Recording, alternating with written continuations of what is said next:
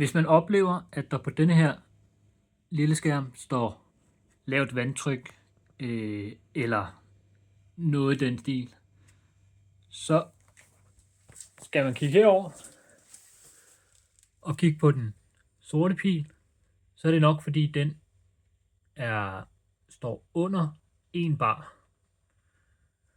Og gør den det, så er vandtrykket for lavt. På de her 2 haner, den der og den der, det er der man fylder vand på. Og det man gør, det er at man åbner her og åbner hernede. Så kan man høre vandet suser. Og man kan heroppe følge med på pilen. Nu er der vandtryk nok, men så den står lige over 2 bar.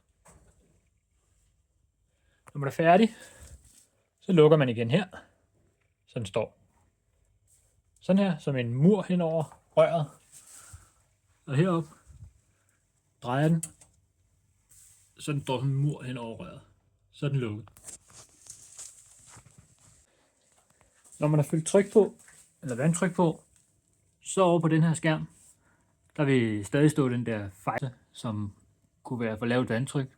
Så trykker man bare reset, og så ligner det den genstarter. Og så skulle det meget gerne se sådan her ud, eller lignende.